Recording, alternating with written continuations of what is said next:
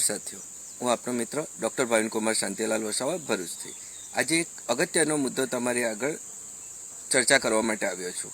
વાત છે ઇન્દોર ગામમાં.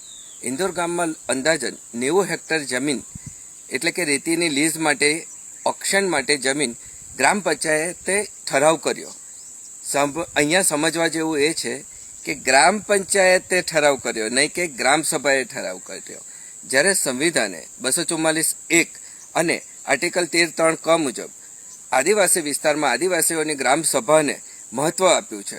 પેશા કાનૂન પેશા એક્ટ 1996માં પણ એનું પ્રાવધાન છે કે આદિવાસી વિસ્તારમાં જળ જંગલ જમીન અને ખનિજ ઉપર આદિવાસીઓનો અધિકાર છે. તો એ અધિકાર શા માટે આપ્યા? કે એ અધિકાર એટલા માટે આપવામાં આવ્યા છે કે આદિવાસી સમુદાયના લોકો આની ઉપરથી એ લોકો પોતાનું રોજગાર ચલાવી શકે, ધંધો રોજગાર કરી શકે અને આ વસ્તુઓનું રક્ષણ કરી શકે. હવે જે ઇન્દોર ગામમાં જે થયું છે એ સામાન્ય સભાનો ઠરાવ જે આપી અને આજે 24 લીઝનું ઓક્શન થયું એટલે કે હરાજી કરવામાં આવ્યું. જ્યારે ગ્રામ સભાને ગામના લોકોને એની ખબર જ નથી, માત્ર પંચાયતના તલાટી, સરપંચ અને એના સભ્યોના આધારે ઠરાવ કરી દેવામાં આવ્યો. તો જ્યારે ગામના લોકોને આ બાબતની ખબર જ નથી તો આદિવાસી ત્યાંના સ્થાનિક લોકો કેવી રીતે આ ઓક્શનમાં ભાગીદાર બનશે? એમને તો એમના પોતાના અધિકારથી, હકથી વંચિત રાખવામાં આવ્યા. હવે થયું એવું કે ઓક્શન કરી દેવામાં આવ્યું અને એમાં પ્રીમિયમ એટલું બધું કરવામાં આવ્યું, એક વ્યક્તિને 4 લીઝો ફાળવી દેવામાં આવી. તો આદિવાસી સમાજના જે સ્થાનિક લોકો છે એમનો તો હક સીધો જતો રહ્યો.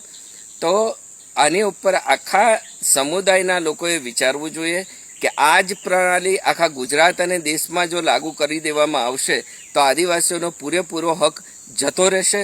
ઇન્દોર ગામમાં 25 લીઝ જો ખાલી ઇન્દોર, પાણેથા, રાજપાડી, ઝઘડિયા, ભરૂચ જિલ્લાના લોકોને ફાળવવામાં આવી હોત તો મારું માનવું છે કે અંદાજે 400 થી 500 પરિવારો એના ઉપર આરામથી જીવી શકત.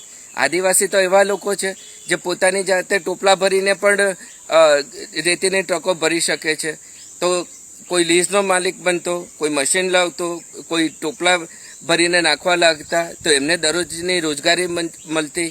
તો આ બધા હકને બાયપાસ કરી અને પૂંજીપતિ લોકોને વધારે પૂંજીપતિઓ બનાવવા માટેના આખું કાવતરું છે એવું મને લાગી રહ્યું છે.